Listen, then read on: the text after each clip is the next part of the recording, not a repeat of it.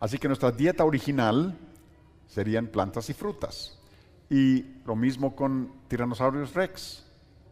Antes del pecado, cuando estaba pensando en comer, no estaba pensando en comerse a Adán y Eva, estaba pensando en frutas y verduras y masticar estas cosas. Y la gente dice, espera un momento, pero tiranosaurio tenía dientes afilados, obviamente comía carne, y la respuesta es no. El hecho de que tenga dientes afilados no significa que sea carnívoro, solo significa que tiene dientes afilados. Y tienes necesidad de dientes así para comer melones o sandías o masticar ramas. Por ejemplo, vean esto. Este cráneo es de un panda gigante, y el panda gigante come principalmente bambú, pero parece que tiene colmillos afilados y que comería carne, pero su dieta principal es bambú. ¿Ven? Este cráneo de un animal no parece una bestia muy feroz. Esta vuela por todo Australia y se come la fruta porque es un murciélago frugívoro. Así que no es un animal salvaje después de todo. Ahora, ¿qué piensan de este mono de Sudamérica? Cuando alguien dice, ¿qué come este mono?, probablemente dirías lo que quiera. Pero la realidad es que come solo nueces, frutas, es un vegetariano. Así que solo el hecho de que un animal tenga dientes afilosos no significa que sea carnívoro, solo significa que tiene dientes filosos. ¿Y qué del oso polar? Vi un oso polar en Australia y estaba en SeaWorld, en Australia, y había una lista de lo que era su menú. Y esta es la lista. Observen que dice carnes rojas y luego todas estas frutas y verduras y todo lo demás. Y la mayoría de los osos son predominantemente vegetarianos. Originalmente, antes del pecado, todos los animales eran vegetarianos y usaban sus dientes con diferentes frutas o alimentos, plantas, lo que comieran, y era un mundo perfecto. Pero ahora llegamos a la segunda edad de los dinosaurios, y la segunda era de los dinosaurios es caída. Algo ocurrió. Los niños hacen esta pregunta: ¿qué sucedió? Porque hoy los animales se comen entre ellos, los animales comen gente, las gentes comen animales. ¿Qué sucedió?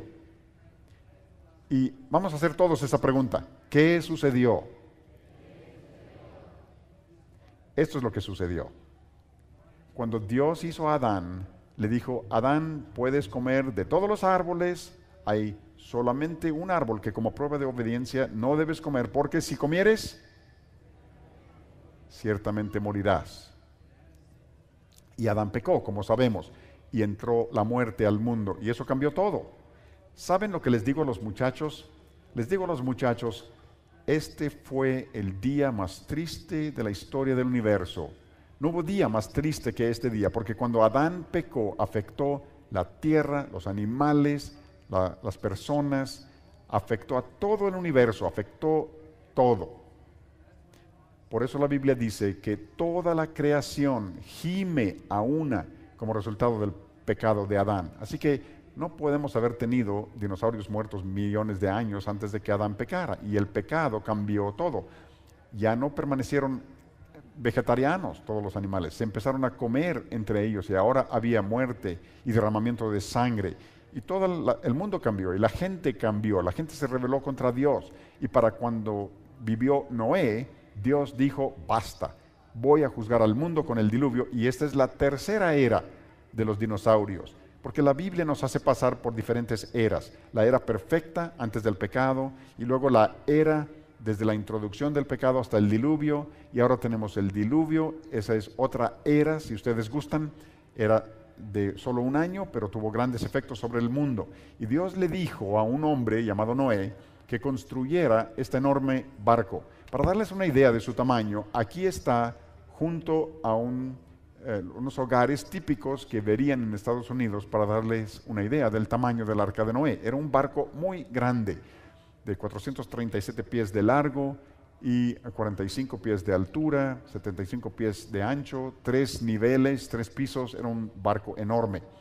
Y Dios le dijo a Noé que le iba a enviar 2 de cada animal, 7 de algunos, pero 2 de cada tipo de animal terrestre que respira aire para que suba al arca. Muchos cristianos me han dicho, no había dinosaurios en el arca. ¿Por qué? Porque no cabrían. Pues claro que cabrían. ¿Recuerdan lo que dijimos? El tamaño promedio de un dinosaurio era de una oveja, un perro. Muchos eran tan pequeños como un pollo.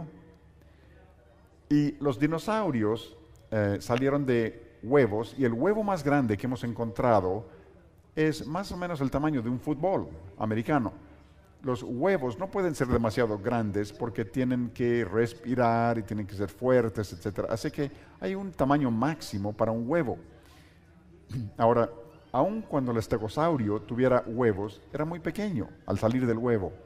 Este es un dinosaurio, al salir de un huevo, era del tamaño de un ratón. A eso le llaman un masosaurio. Ahora, crecía y alcanzaba un tamaño un poco mayor, pero nacía, al salir del huevecillo, era tamaño de un ratón. Tyrannosaurus rex, al salir del huevo, como pequeño, lo podías haber traído en el hombro, te podía haber mordido la oreja, pudiera haber vivido en tu recámara por un rato. Pero Tyrannosaurus rex sí llegaba a alcanzar como 15 metros de largo y como 4 metros de altura. Así que es muy grande, pero no tan grande como algunos de los saurópodos. Algunos saurópodos eran mucho más grandes. Ahora, esto es lo que diríamos nosotros. Yo sospecho que Dios escogió adultos jóvenes para abordar el arca. No creo que hubiera tomado un brachiosaurio de 120 toneladas. Había espacio en el en el arca para dinosaurios muy grandes, si Dios hubiera querido, pero probablemente la razón del tamaño de algunos de ellos es que eran dinosaurios de más edad, y no creo que hubiera puesto dinosaurios viejos sobre el arca para poblar un mundo nuevo. No creo que hubiera abordado ancianos, por decir así. Hubieras llevado adolescentes a bordo del arca, los jóvenes, no los bebés, pero adultos jóvenes.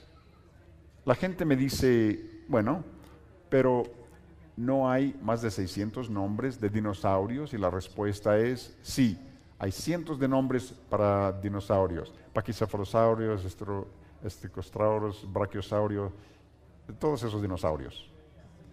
600 nombres.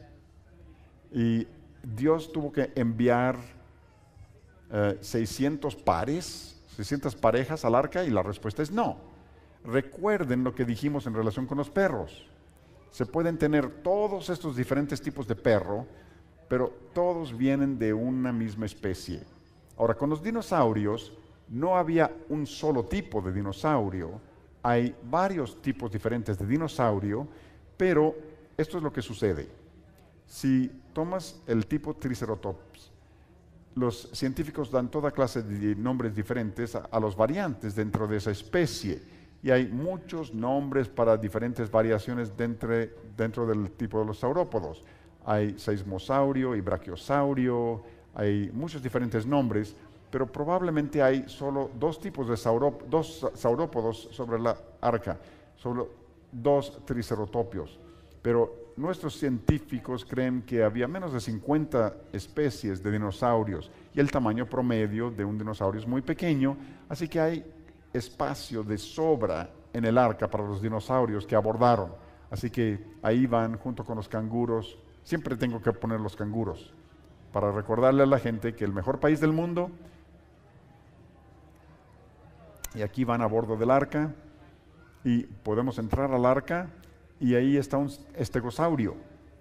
Así que hay espacio de sobra en el arca. Una de las cosas tristes que yo veo es que en países alrededor del mundo, y no importa cuál sea el idioma, yo veo libros de niños que representan el arca de Noé, que parece un balneario sobrecargado, a punto de hundirse en cualquier momento. Si les enseñan a sus hijos imágenes como esta, lo que les está diciendo es que es un cuento de hadas, que no existió en realidad. Y no me gustan este tipo de imágenes. incluso si yo los veo en los libros, me dan ganas de arrancarlos. Así que no me enseñen sus libros si tienen imágenes como esta.